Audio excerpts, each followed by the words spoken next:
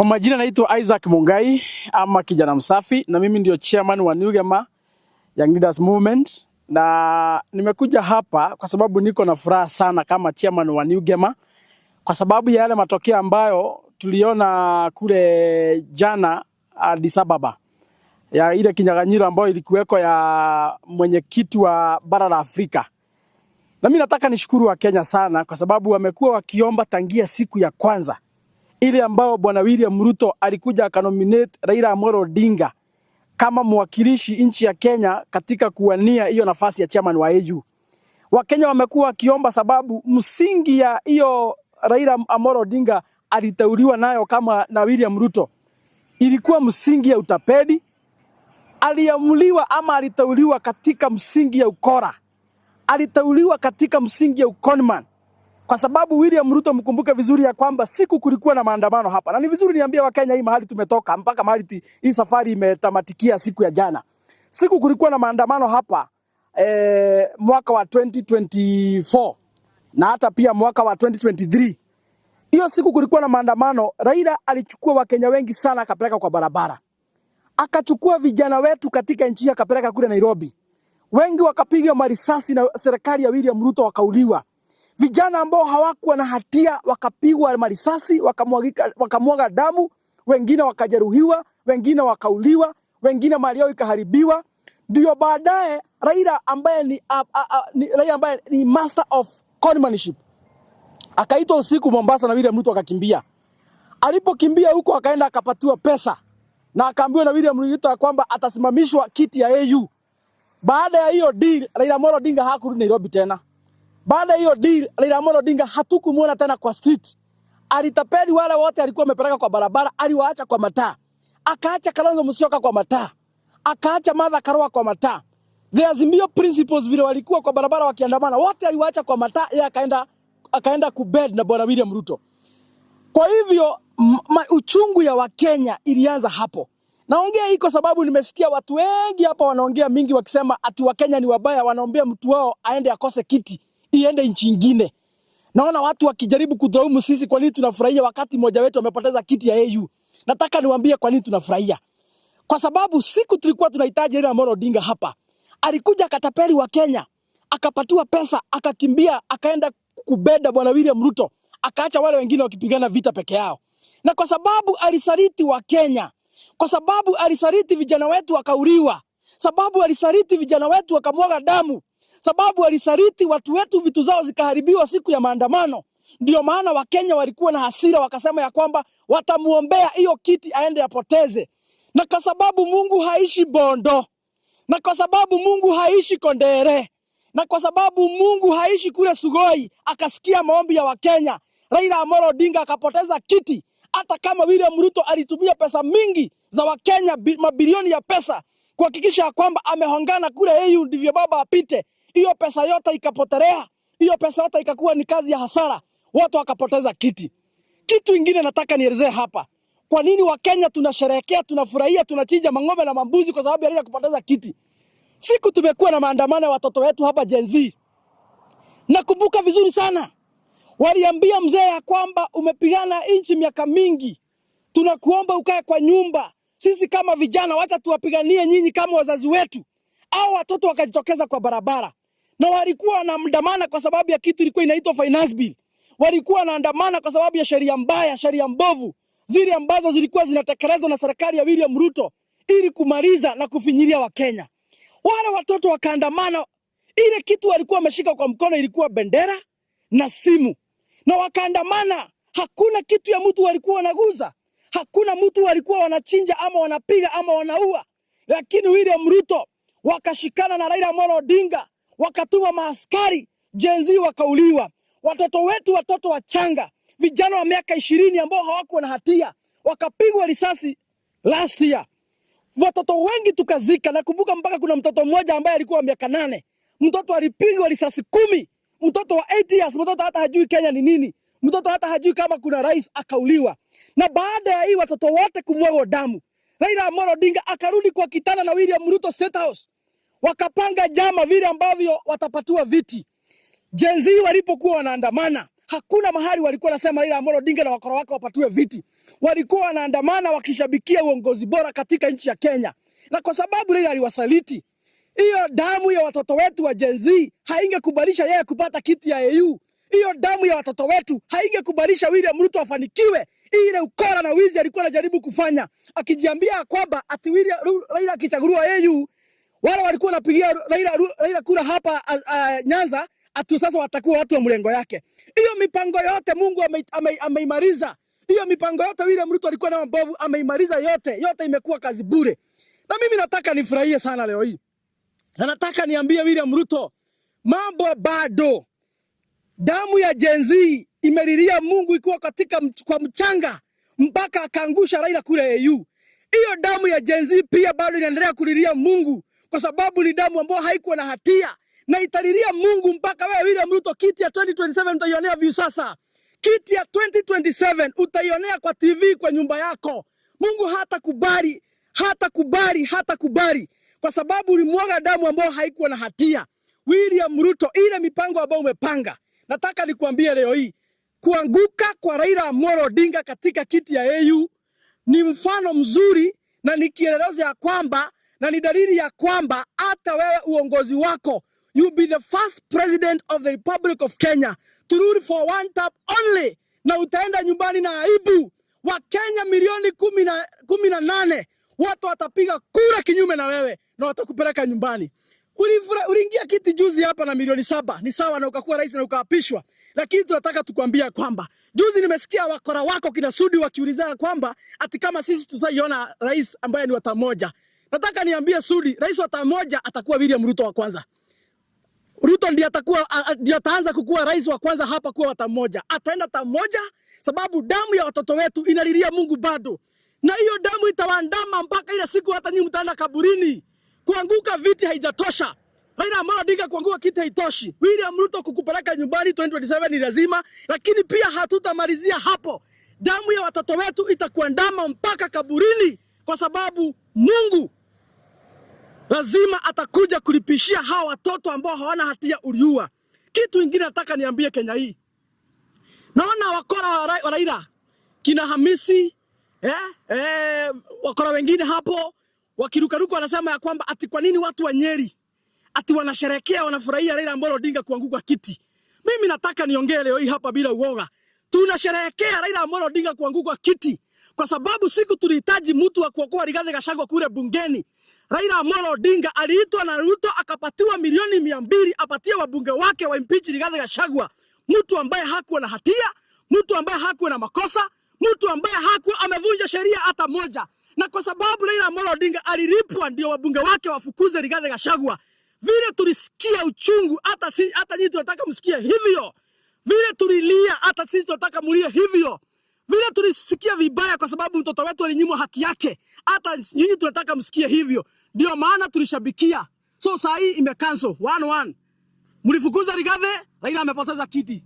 Tunaendelea vizuri. Mambo ni namna hiyo. Sasa the next person sasa atakuwa William Ruto. Sasa nataka nitangazie watu Rift Valley. Naona mlikuwa mnarukaruka hapo mkisema kwa nini tunafurahia Raila akianguka. Sasa nyinyi ndio next kulia. Vile mlifanyia mtoto wetu 2027 mujipange vizuri. Mnunue mahadi kachifu mingi na mkata miti hata mkiweza kwa sababu hata mtajinyonga msipoangaliwa vizuri hata mtajinyonga. Kwa sababu the next biggest loser in Kenya will be William Samoei Arap Ruto. Ndiye atapoteza kiti 2027. Na niambie Raila Amolo Odinga, sisi hatukuhitaji. Naona wakora wako wakisema ya kwamba ati tunafurahia umeanguka, ndivyo urudi hapo mshikana na Rigathi Gachagua. No, nani amekuambia hivyo? Mzee nani amekuambia hivyo? Sisi hakuna mahali tunakuhitaji. Tulikuhitaji siku watoto wetu walikuwa wanauliwa na William Ruto. Hiyo siku haukuamuka. Hiyo siku haukupatikana.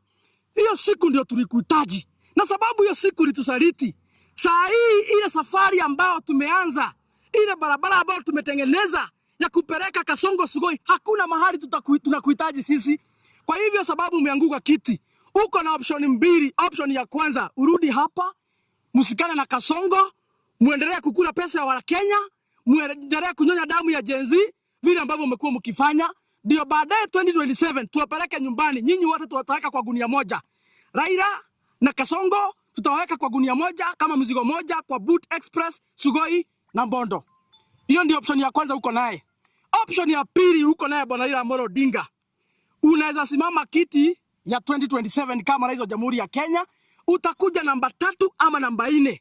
Kwa sababu wale watu watakupigia kura ni Wajaluo wachache ambao watakupatia kura. Hakuna Mkisii atakupatia kura. Hakuna Mkamba this time atakupatia kura. Hakuna Mluya atakupatia kura this time. Kwa hivyo ukisimama kiti option ya pili, wale watu watakupatia kura ni Wajaluo wachache wa pale Bondo, wa pale Kondere watakupatia kura ukuje namba 3 ama namba 4. Kwa hivyo bado pia utaanguka. Option ya mwisho uko naye ni ya 3. Ujirudie. Ukuje uombe msamaha kwa sababu ya kusimamia jenzi wakauliwa na rafiki yako Kasongo. Ukishamaliza kuomba msamaha, ukuje ukae chini na Rigathi Gachagua, ukae chini na Kalonzo Musyoka, ukae chini na Matiang'i, ukae chini na Eugene Wamalwa, ukae chini na Martha Karua, ukae chini na Munya, ukae chini na Bwana Natembeya, ukae chini na Uhuru Kenyatta, ukubali kuunga mkono yule mtu ambaye atasimamishwa na hiyo coalition kupeleka Kasongo nyumbani. Hiyo ndio option yenye uko nayo ya mwisho ya 3 ambayo itakusalvage, ambayo inaweza fanya hata sisi tukurumie. Lakini kama hutafanya hivyo, hautazuia William Ruto kwenda nyumbani. Sisi vile ambavyo tumejipanga, hakuna haja ya kukuficha, hakuna mahali tunahitaji kura zako. Hakuna haja tunahitaji kura za wafuasi wako. Hakuna haja tufichane, hiki tunaambiana tu kweli. So Raila usikuje hapa kututisha ati sasa hatuwezi kana nani. Sisi hatukuhitaji. Tuko na Kalonzo, tuko na Eugene, tuko na Matiang'i, tuko na Natembeya, tuko na Rigathi Gachagua, tuko na Martha, tuko na Munya, tuko na Uhuru. Hiyo group yote imetosha kupeleka William Ruto nyumbani bila nguvu zako, bila pesa yako, bila influence yako, bila hata kura zako. So hakuna mahali tunapembelezana hapa. So ile kitu ulipanda Bwana Raila Amolo Odinga ndio ile kitu umevuna siku ya jana. Mzee mzima kama wewe ukalipwa pesa ufukuze mtu ambaye hakuwa na hatia kwa kiti. Hiyo ujinga, hiyo uovu na fitina ulipanda ndio ile kitu ulivuna siku ya jana. Pesa zenu zikakuliwa nchi ya nje, zile mlikuwa mmepora wa Kenya mkaenda kuongana nje, zikakuliwa na mwisho hukupata kura. Museveni hakukupigia kura, Samia Suluhu hakukupatia kura, hata Kasongo mwenyewe hakukupigia kura kwa sababu ilikuwa second ballot. Hakukupigia kura kwa sababu hakuwa anataka pia upite. Haizi taka ukue kitu katika nchi hii. Alikuwa anataka akuparedi huko, ndivyo uende uanguke upate aibu. Hata by the time unarudi hapa Kenya, akuwe ni kama ameconfirm ile laana uliwekelewa ya kwamba hawezi shinda kitu. Na William Ruto siku ya jana alitimiza lengo lake, na ndio maana leo hii kwa mitandao wa Kenya watu wanasema ya kwamba ni ukweli Raila alilaniwa, hawezi shinda kiti, hawezi shinda kitu. Hata nimeona watu wengine wanauliza kama ni ukweli uliwin roho ya Mama Ida ama ni mambo mengine ilifanyika. Nimeona tu watu wanauliza hivyo. Kwa hivyo nikwambie mzee, those are the options that you have. Na hapa hakuna mambo ya kupembelezana. Siku tulikutaji bana ulienda kukula pesa peke yako. Na niambie wa Kenya, nchi hii kama kuna mtapeli mkubwa nchi hii amebaki Raila Amolo Odinga. Na niambie jamii ya Wakisii, niambie jamii ya Wakamba, huyu mwizi amewatumia siku mingi. Hata akikuja na uchawi yake awapatie, msijaribu tena kurudi kwa mfuko yake. Awapeleke kwa William Ruto aende akapatue pesa kwa niaba yenu. And a good example, ndio muone sio chuki niko naye. A good example. 2022 Azimio ilikuwa na Martha, ilikuwa na jamii ya Omusi, ilikuwa na jamii ya Mrembe na ilikuwa na Wakamba ndani. Baada ya William Ruto kuita Raila Amolo Odinga akampatia pesa na akampatia viti. Zile viti alipatiwa, nionyeshani kiti moja hapo alipatia Mkamba. Nionyeshani kiti moja alipatia Mkisii. Nionyeshani kiti moja alipatia Martha Karua ama mtu wa mlima. Nionyeshani kiti moja alipatia jamii ya Mrembe. Hizo viti alipatiwa, aligawia Wajaluo wake. Na hii ni ukweli nasema. Mkitaka kusema mimi ni mkabila semeni. Kwani usiku nalala kwenu? Kwani mnanilisha mimi? Mkitaka kusema mimi ni mkabila kwa sababu ya kuongea ukweli, simuniita mkabila. Mimi silali kwenu. Mimi hakuna kitu nahitaji yenu. Mimi niko sawa. Lakini lazima tuongee ukweli. Huyu jamaa ameishi kutumia hizi jamii zingine kama tissue. Ameishi kutumia hizi jamii zingine hapa kama tissue paper. Anawatumia kama watu ambao hawajielewi. Kila siku anachukua kura zao anaweka kwa mfuko, anakimbia kubagini nazo. Kila siku anawadanganya, wanapanga laini nyuma yake, anapatiwa pesa. Bwana Raila Amolo Odinga mzee kitandawili, umetengeneza utajiri ya kutosha miaka mingi ukitumia zile jamii zingine kama tissue. Siku zako zimefika mwisho. Kila jambo ambalo liko na mwanzo liko na mwisho. Siku za Raila Amolo Odinga kutumia zile jamii zingine zimekwisha, zimefika mwisho. Na ndio maana tunasema this time round, jamii ya Omugusi, pangeni raini nyuma ya Matiang'i. Msijaribu kudanganywa na huyo mzee wa kitendawili tena. Hapa sasa si mambo ya vyama. Hapa ni kujipanga mambo ya jamii sasa. Mkitaka kutuita wakabila, we don't care. Kila mtu analishwa na bibi yake kwake. Jamii ya Omugusi, pangeni raini nyuma ya Matiang'i. Jamii ya Murembe, mpange nyuma raini nyuma ya Eugene Wamalwa wakiwa wanatembea. Jamii ya Wakamba, pangeni raini nyuma ya Kalonzo Musyoka. Msikubali kudanganywa na Wakavaloko. Huyu mjinga ambaye alinyang'anywa bibi na kijana anaitwa Mutua. Msijaribu kudanganywa na huyo jamaa. Hiyo ni project ya Kasongo. Pangeni raini nyuma ya bwana Stephen Kalonzo Musyoka. Na sisi kama jamii ya Mlima Kenya, there is no confusion. Zote tumepanga raini nyuma ya Rigathi Gachagua. Kwa hivyo Raila Amolo Odinga, kama kuna watu watapanga raini nyuma yake, ni Wajaruo wa Kondere, Wajaruo wachache, sababu siku hizi hata Wajaruo wa Nairobi nimeona wamechanuka. Wajaruo wote wa Nairobi wako nyuma ya Babu Owino. Wajaruo wote wa Nairobi, Wajaruo wote wale wamesoma wako nyuma ya Babu Owino na nyuma ya Sifuna. Wale wengine wamebaki kule kwa mataa, wale wachache ndio wako nyuma ya Raila Amolo Odinga. Kwa hivyo siku zake za kutumia zile jamii zingine kujinuvaishi mwenyewe, siku za kutumia zile jamii zingine ajifaidi mwenyewe binafsi zimefika mwisho, zimetamatika. Hiyo biashara imefungwa, hiyo biashara hakuna sasa. Kwa hivyo bwana William Ruto, chukua kitendawili wako, ibeni siku zimebaki. Mkitaka kuiba tumewazoea, fanyeni vile mnataka kufanya. Tumebakisha miaka 2, tuwaweka kwa gunia moja, tuwafungia kwa boot, Express, Bondo na Sugoi. Sababu nchi hii tuko watu milioni 50. Hakuna vile ambavyo tunaweza kubadilisha nchi yetu iongozwe na wakora na matapeli na wezi na maconmen, watu ambao wanaua watoto wetu kila siku. Tuko na watu wengi sana Kenya hii ambao tunaweza chagua, ambao tunaweza patia nafasi ya kuongoza nchi yetu na waongoze nchi yetu vile ambavyo inastahili. Kwa hivyo ni hayo tu kwa leo. Kama kuna swali moja ama 2 nitachukua. Na sijui maoni yako ni gani kulingana na venye Raila alikuwa amepelekwa na wabunge kama 100 na yule mwenye alishinda kiti yeye alikuwa ameenda tu na PA wake na mtu mwingine mmoja. Walifanywa kama Goliath na David. Siku vita inapiganwa hapa, Goliath alikuja na watu wengi, alikuja na bwabwa mingi, alikuwa kimutu kiko na nguvu na mapanga mingi. David alikuja very simple, kijana mdogo, alikuwa tu na mawe na akaua Goliath. Hiyo ndio ile kitu ilikuwa kule Addis Ababa. Raila amebeba wabunge wote huku, hata matapeli wengine wako kwa serikali. Alikuwa na watu kama 200 wenye alikuwa amesafirisha huko. Bwana Mahamud wa Djibouti alikuja tu akiwa peke yake na PA, walikuja tu watu 2 na akaangusha yule mtu, akampiga knockout na akachukua kiti. That was a good example. Kwa hivyo hizi mambo mingi, bwabwa mingi kuharibu pesa ya wananchi, kwa sababu wale wabunge, na nataka niambie Wakenya leo hii, hao wabunge wote mliona huko Addis Ababa, pesa yenu ndio ilikuwa imetumiwa kusafirisha hao. Zile pombe kali za bei kali walikuwa wanakunywa kule na kula kwa mahoteli ya bei kali, nyinyi ndio mlikuwa mnalipa na pesa yenu. Na ndio hata Mungu akakasirika, watu hawangeshinda hiyo kiti kwa sababu ya kutumia pesa wa Kenya vibaya. That was a good example. Swali lingine. Kwa hivyo inaweza kuwa ndio ilichangia, sababu hata walikuwa washaanza kucelebrate huko, maybe au president ama au head of state wengine wakaona hawa na celebrate, ama maybe hiyo inaweza kuwa ndio ilichangia Raila kuanguka, wao kuenda wakiwa wengi na kuanza huko kuimba bado mapambano. Unajua sasa huko campaign haiko inafanywa venye wamezoea kufanya campaign hapa Kibera. Huko kunahitaji hao watu wote. Na ndio maana hata marais wakaona, kwani hao watu wamekuja hapa, kwani hii group kwani ni magaidi? Kwani wako na nia gani, kwani wako na mpango gani ya kuleta hapa? So wakaona hao watu they humble them and they did a very good job.